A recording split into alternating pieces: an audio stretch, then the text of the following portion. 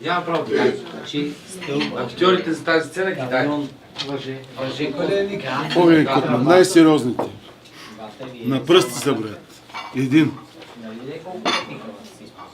Да. Бил. Ако на Къне рефреше... Сега, ако мога да се каже и текста, ще е супер. Ти с звук снимаш, нали? Майко, всичко, което казах, се обезмисли в момента. Заподай се. Не знаеш си, че е постепенно. Значи Кръсто е готва. Кръсто е тук да се вземе. Ролята ми в този филм е много така необичайна за мен. Това е един свещеник, така много, бих казал, мъдър, свят човек, който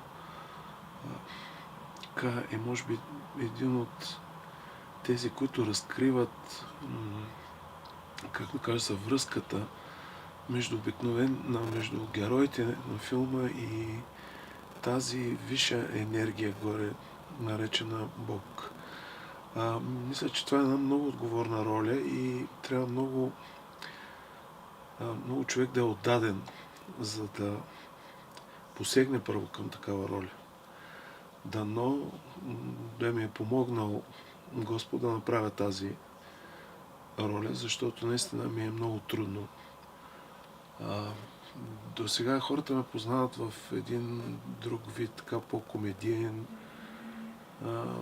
като че ли по-ми е лесно да работя в комедията, да разсмивам хората, докато сега е малко по-трудно, да не кажа много трудно. Да, аз вярвам, аз съм вярващ човек и точно това е притеснението ми, защото когато човек вярва в нещо, в някакъв идеал, в нещо много велико, нещо, което е любов, нещо, което е всичко на този свят, трябва да бъдем някакси по-смирени, по-добри, по-работливи, някакси по-отдадени на това, което правим. И може би ако успеем да досегнем чувствата на зрителя с този филм, с тази история, която се разказва във филма, това ще бъде наистина най-големия успех за такъв филм. Да накараме хората да почувстват историята, не само да я усетят с мозъка си, а по-скоро с сърцето си, да достигне тя до сърцето на хората.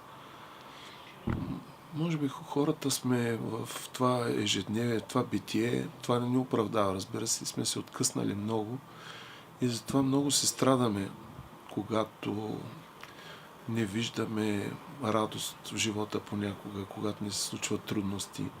А именно тази вяра би ни помогнала да ги преодолеем по по-лесен начин и да знаем, че тия трудности ни се дават, за да усетим после необходимостта от вярата. Че не можем да живеем без вяра, че не можем да живеем без любов, че не можем да живеем без състрадателност. Точно това, което може би ще ни дръпне напред. Това много ни липсва в отношенията си. Тя си шизофрения. Не, гледаме до така степен, чак пък да не се вживяваме толкова много, да има и част от нас в образа, защото това прави тогава образа специален, интересен. Ако всички играят по един и същи начин, една и съща роля, тогава няма да е интересно. Затова всеки актьор дава част от себе си, от това, което е натрупал в подсъзнанието си, от това, което от опита житейския, от творческия си опит. И мисля, че това също е по-ценно. Иначе, ако съвсем се така тръгнем да преживяваме чуждата роля, да влизаме да се вживяваме в това, става малко опасно. Ето, виж сега, ние сме в почивка и вие ме ангажирате тук, нали, да говоря за роли, за това. Ето, това е пак ролята на актьора. Сега съм в ролята на човек, който дава интервю. Така че, дали е в почивка, дали е на терен, човек си има свои идеали, свои разбирания, свое светоусещане за света, което вкарва в ролята. И когато то достигне до зрителя и той го усети това, мисленето, защото всеки човек има някаква позиция. Играйки една роля, той изразява своята позиция към определена категория хора, личности, така, има отношение към това, което играе. Така че ако това достигне до сърцето на зрителя, който гледа, това е най-добрият вариант. А как творците могат да правят света по-добър около себе си? Ако го знаех. Ако го знаех.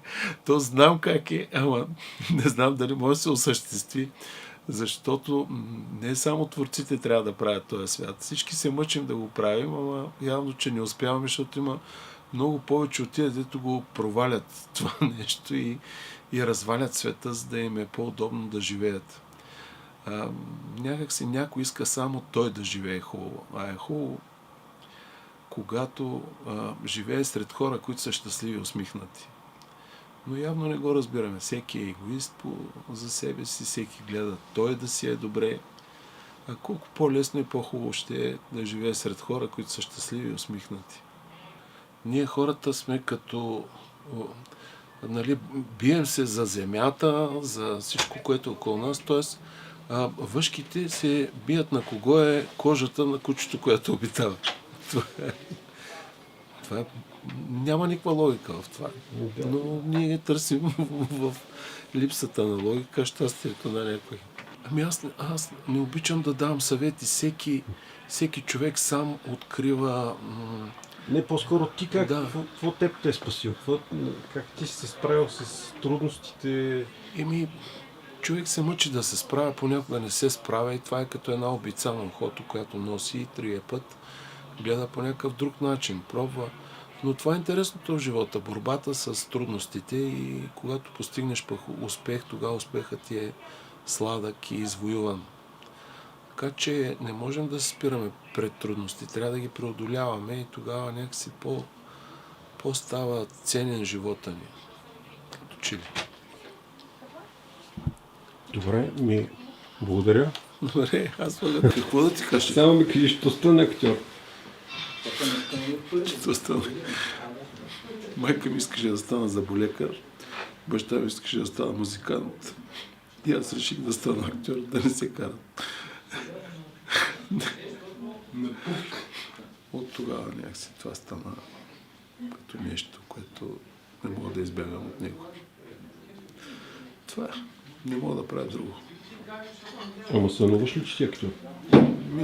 Не, каквото остана и да го сънувам и сега, да не можеш да избягаш от това, че... Не се изживявам като кой знае какъв актьор.